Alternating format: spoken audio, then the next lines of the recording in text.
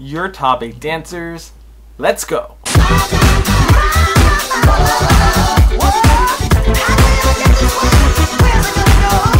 Okay, so first off, Ashleigh broke her arm and is unable to dance this week. She is partnered with Russell, who normally ends up with the person who breaks something, so he has to dance with 2 assistants tonight. And Ashleigh will just hope that you guys will vote for her. I hope you guys vote for her too. I think she deserves a spot in the top 6 regardless of whether or not she danced. I really like her, so do what you can.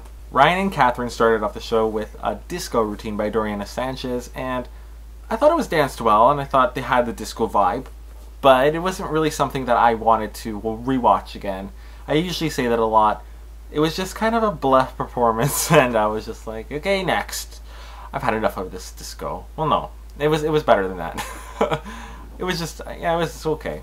And then their second routine was a cha-cha by Gillkenson from Australia, and the judges loved this routine, and I kind of disagree with them because I didn't feel the cha-cha vibe at all. It felt like a brand new invented type of ballroom dance, and it wasn't something that I would have looked at and been like, that's a cha-cha, because I didn't think that.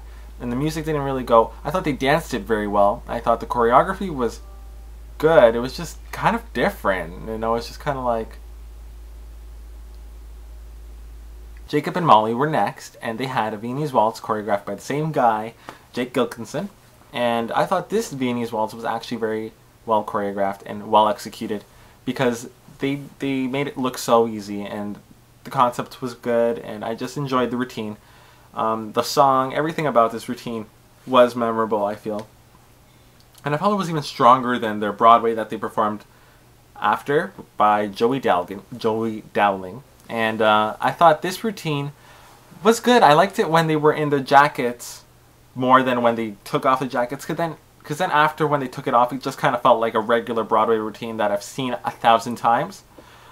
But when they had the jackets on, it was kind of different, and it had a more detective vibe, and I kind of like that. Ellenore and Legacy were next, and they had a Travis Wall contemporary routine, and we already know he's great, so we're expecting good things, and this routine was by far the most intense routine I have seen on So You Think You Can Dance. It was just so intense, the battle that they had. Some of the things they did in this routine I've never seen before. Like, he did a backflip on a table, and she just went underneath it, and he landed right where her, like, his legs were right beside her face, and it was just like, that's crazy. Like, the things that they did were just crazy, and it could have gone so wrong, but it didn't, and it went so perfectly. So that routine was so memorable. I really, really like that one. And then they danced Hip Hop by Napoleon and Tabitha, and I thought this routine was actually really good, but the judges didn't really like it. And the judges never really like aliens and weird things and stuff, but I like that type of stuff, so I appreciate it, I enjoyed it, and I thought everything of, like, I like the part with the masks behind the head, and like, I just like that routine. I don't know why they were, like, dissing it. Don't.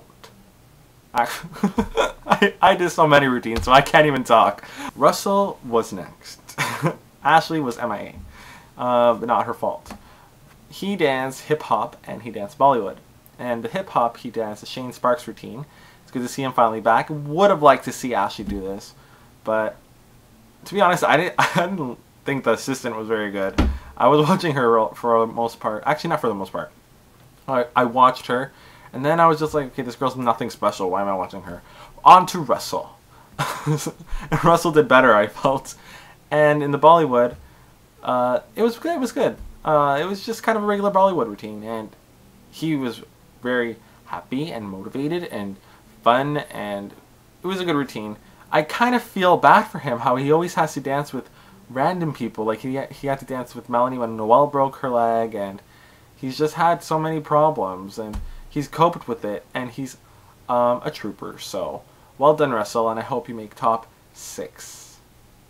Jakob was the first solo of the night, and he danced to this song that gave me chills. I swear it was his dancing and the song combined gave me chills, because this solo was one of the best of the night, and he's just so good at everything he does. It's kind of weird how he can be just so good at everything, but he is, and he definitely deserves a spot in the top 6, so vote for Jacob, please. Mollee was next, and I thought this was a solid routine, a solid solo. Nothing really to critique, but maybe nothing to latch on either. So, I don't know, I think Mollee might be in trouble if Ashleigh isn't. Legacy solo was next, and for some reason he had some phone on the floor, and then when he picked it up I thought it was something really cool was going to happen, and then it was just kind of like... and nothing really happened. So I'm like, what was the point of the phone? You wasted so much time. Ellenore solo was next, and I didn't really like it. I thought she's done a lot better before, and there was just really nothing to latch on. And I was just kind of left empty-handed. Ellenore, you haven't done that to me. Don't do that again. Russell's solo was next, and he came out in a Santa suit. So it was memorable. And then he lost his shoe, and then he put it back on. And then he brought out a teddy bear. And that was it.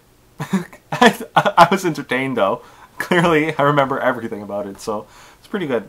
Kathryn's solo was, for me, the best solo of the night. I really, really liked this solo. I thought she did incredible. She is very smooth and calm, but then all of a sudden it's like, BAM! High kick in the air, and it's just like, she goes back to being calm, and it's like, staccato movement again. And I really like that about her. She's kind of like a dark horse in this competition. Everybody at the beginning was like, oh no, her voice is annoying. But I like her, and I think she deserves a spot in the top 6. So, well done, Kathryn. Ryan was next, and he danced ballroom solo. Hard to do, we know. We don't have to be reminded every single time. But it was the weakest solo for me. And I don't know, maybe it's his time to go. I think maybe I like the other guys more. So that's the end of my top 8 recap. I hate top 8 because something drastic is going to happen, and one of my favorites is going to be Let Go, probably. Well, I don't really have a favorite this year, but I really hope like everybody who I want to go through goes through.